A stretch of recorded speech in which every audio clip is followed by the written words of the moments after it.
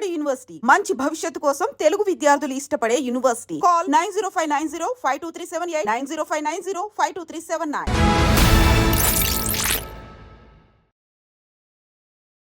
అందరికీ నమస్కారం. నేను Swaroopa Potlapalli. Welcome to trending topic. 41 దేశాలతో ట్రావెల్ బ్యాన్ కు అమెరికా ప్రతిపాదనలను సిద్ధం చేసింది. ఒక్కసారి అమెరికా వదిలి మీ దేశాలకు వెళ్లే వాళ్ళు, ముఖ్యంగా H1B వీసాదారులు, అలాగే F1 వీసా రెన్యువల్ కోసం వెళ్లే వాళ్ళు 1కి 10 సార్లు ఆలోచించుకోండి అని అమెరికా ఇమ్మిగ్రేషన్ అడ్వైజరీ చెబుతోంది. అసలు ఎందుకు అమెరికా ఇలాంటి నిర్ణయాలు తీసుకుంటోంది? అమెరికాతో ప్రపంచ దేశాల సంబంధాలు ఇక మీదట ఎలా ఉండబోతున్నాయి? ప్రస్తుతం నాతో పాటు global Telangana association founder and chairman Vishweshwar Reddy garu ఉన్నారు.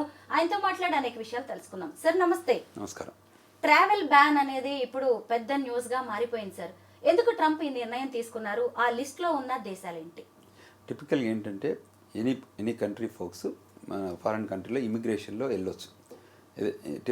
ఎంప్లాయ్మెంట్ కానీ, ఎడ్యుకేషన్ కానీ, బిజినెస్లో ఉపయోగించవచ్చు. వెళ్ళిన వాళ్ళు ఆ country law of the land abide అయి ఉండాలి. ఒకవేళ in case they cannot follow the rules, then country has every right to deport them.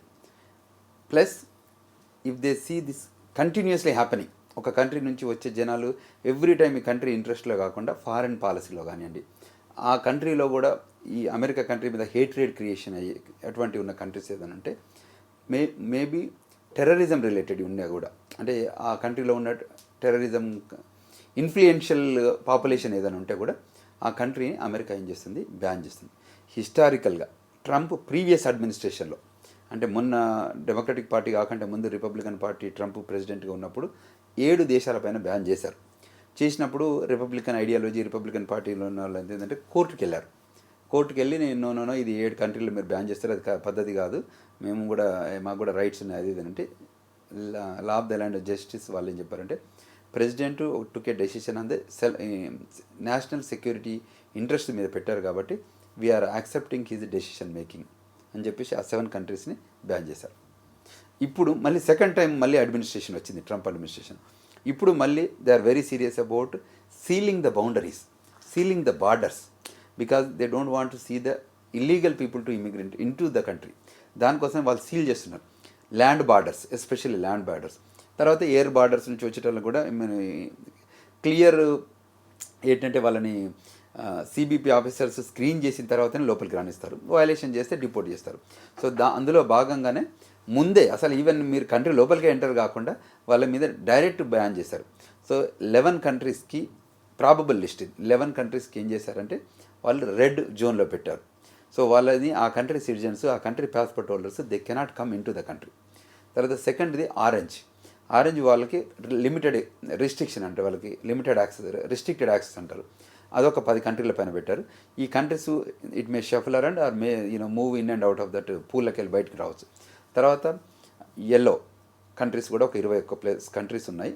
ఆ కంట్రీస్ కూడా వాళ్ళకి కూడా 60 డే నోటీస్తోని వాళ్ళకి ఇన్ఫర్మేషన్ ఇచ్చే రూపకంగా అదో పెట్టారు. ఇది రియాలిటీ కాలేదు, but it's a probable list. When it is become reality then అంటే రూల్ ప్రకారం కరెక్ట్ కంట్రీస్ని లిస్ట్ చేస్తుంది USCIS కానీ, మన డిపార్ట్మెంట్ ఆఫ్ స్టేట్ కానీ. తర్వాత సిబిపి ఆఫీస్లో కూడా వాళ్ళు కమ్యూనికేట్ చేస్తారు. అన్ని సిబిపి ఆఫీస్ కమ్యూనికేట్ చేసి ఈ కంట్రీ వాళ్ళు ఒకవేళ అసలు ముందు ఎయిర్లైనే వెల్కమ్ చెప్పదు, టికెటే బుకింగ్ ఉండదు వాళ్ళకి, ఎందుకంటే బ్యాన్ చేశాక బ్యాన్ ఈజ్ బ్యాన్ ఫర్ అది. So they cannot given get in to the flight. So అటువంటి సిచ్యువేషన్లో ఇంకా లోపలికి ఇన్వెస్టిగేషన్ చేయాల్సిన అవసరం ఉంటుంది. కానీ ఏదైనా ఇష్యూస్ ఉన్నప్పుడు కానీ, ఏదైనా కన్సర్న్స్ ఉన్నప్పుడు కానీ కంట్రీ బయటకు పోతే మళ్ళీ రావడానికి అయితే ఆస్కారం లేదు ఈ పర్టికులర్ బ్యాండ్ కంట్రీస్లో. అంటే ఇక మీదట ఆ దేశాల వాళ్ళు అమెరికాకి టూరిస్టులుగా కానీ, ఉద్యోగాల కోసం కానీ, ఇంకేదైనా వ్యాపారం కోసం కానీ వెళ్ళే ఛాన్స్ ఉండదా? లేదు.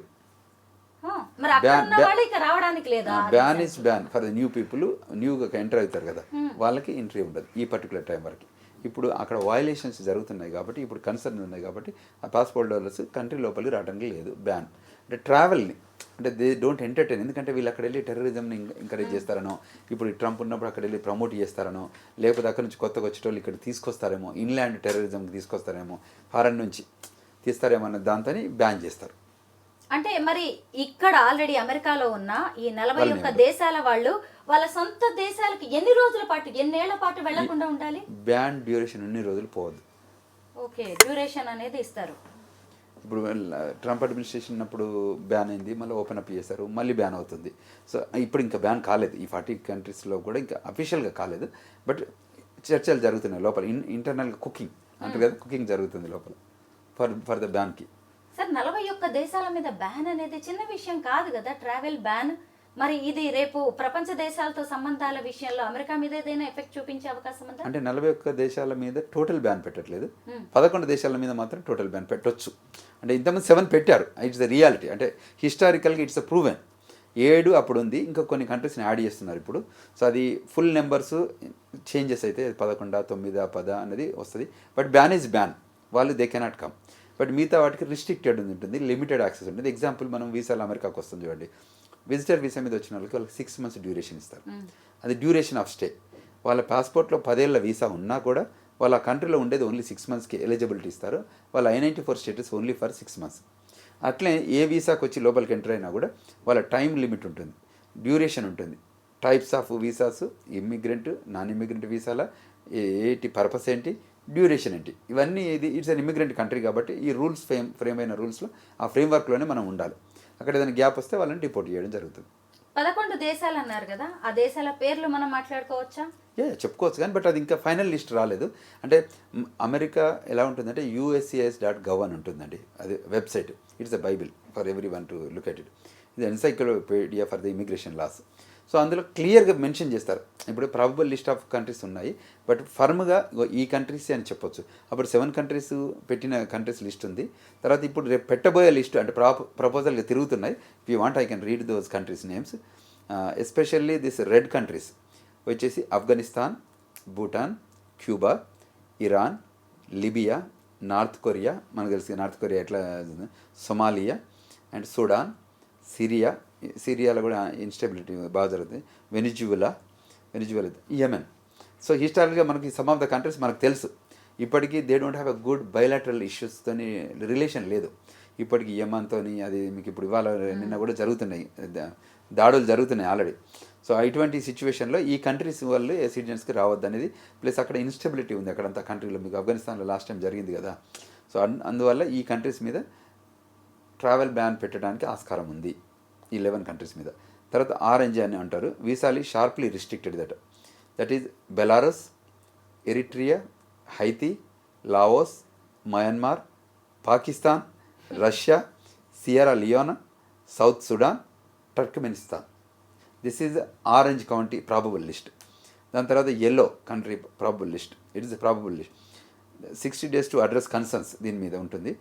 Angola, Antigua and Barbuda, Benin, Burkina Faso, Cambodia, Cameroon, Cape Verde, Chad, Republic of Congo,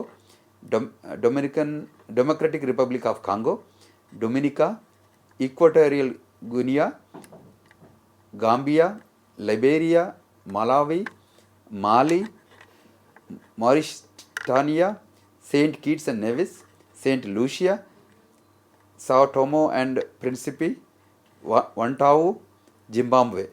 okay, Vanuatu కూడా ఉంది ఇందులో. ఈ మధ్య మీకు తెలుసు కదా Vanuatu is happening, our guy is going there అనే దాని మీద ఇది పెడుతుంది. Vanuatu is directly they are selling the citizenships. అంటే ఆయా దేశాలతో ఉన్న ఇష్యూస్ను బట్టి, వాటి తీవ్రతను బట్టి ఆరెంజ్, రెడ్, ఎల్లోగా కేటగరైజ్ చేశారు. కరెక్ట్.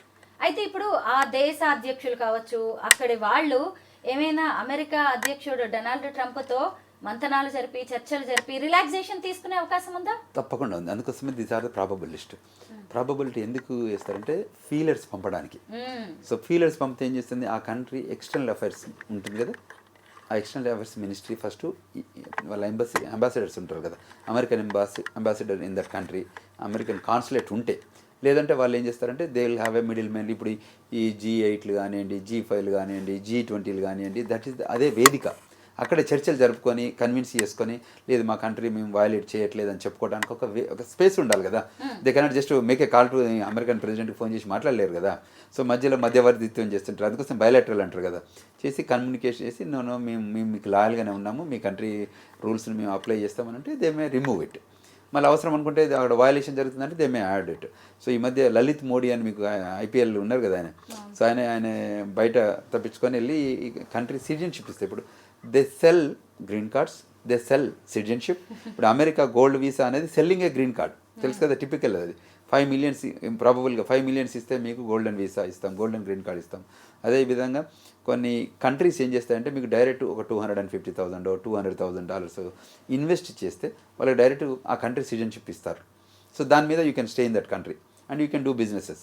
ఇప్పుడు especially Vanuatu, so that country is giving $150,000కే డైరెక్ట్ సిటిజన్షిప్ ఇస్తుంది. It's island country. అంటే అమెరికా ఆయా దేశాలను భయపెట్టాలని చూస్తుందా, కొత్త బిజినెస్ కి తెరదీస్తోందంటారా? 100% అమెరికా ఆల్వేస్ ఫైటింగ్ జోన్లోనే ఉంటుంది. మోడ్ ఎప్పటికీ debate, discussion, conclusion, research analysis type ఎప్పుడు ఉంటుంది. American CIA central intelligence agency అనేది ఒక డిపార్ట్మెంట్ ఉంటుంది. అది వరల్డ్లో ప్రతి కంట్రీని ఎవ్రీ మినిట్ ఎక్కడేం జరుగుతుందో దానికి రిపోర్ట్ ఉంటుంది. ఆ ఇన్ఫర్మేషన్ ఎవ్రీ డే ప్రెసిడెంట్కి కమ్యూనికేట్ అవుతుంటుంది. CIA విల్ మేనేజ్ హోల్ వరల్డ్లో ఎక్కడ చీమ చిట్టుకున్నా వీళ్ళకి తెలుస్తుంది CIAకి. ఇమీడియట్గా వాళ్ళు ప్రెసిడెంట్కి రిపోర్ట్ చేస్తారు. సో అంత మెకానిజం సెటప్ చేసి పెట్టుంటుంది. That is the power of CIA. అంటే ప్రపంచ దేశాలతో అమెరికా మైండ్ గేమ్ ఆడుతూ ఉంటుంది. మీరు ఏ లాంగ్వేజ్ మాట్లాడినా ఆడేది గేమే. అర్థమవుతూనే ఉంది సార్. నిజంగా ఇలాంటి ఫీలర్స్ ఇచ్చి ఏం సాధించాలనుకుంటుంది ఆ దేశాలతో అనేది మనం ఇలా మాట్లాడుతుంటేనే అర్థమైపోతుంది కదా. అమెరికా మైండ్ గేమ్ ఏంటి, ఫ్యూచర్ ప్లాన్ ఏంటి, అమెరికా ఫస్ట్ అనే నినాదంతో ఏం చేయాలనుకుంటోంది. అయితే మన దేశం కూడా ఇతర దేశాలతో ముప్పు ఉంది అన్నప్పుడు మనం ఇలాంటి బ్యాన్స్ విధిస్తూనే ఉంటాం. అమెరికా ఇప్పుడు చేస్తున్నది అదే. కాకపోతే ట్రంప్ ఏ నిర్ణయం తీసుకుంటున్నా అది ఎప్పుడు న్యూస్ అవుతూ ఉంటుంది కాబట్టి మనలాంటి వాళ్ళం ఇలా మాట్లాడుకోవాల్సి వస్తుంది. దాని వెనక ఏముందో తెలుసుకోవాలనే ఒక ఉత్సాహం అయితే కామన్ మ్యాన్లో కూడా కనిపిస్తోంది sir. Thank you so much sir. Thank you. నమస్కారం.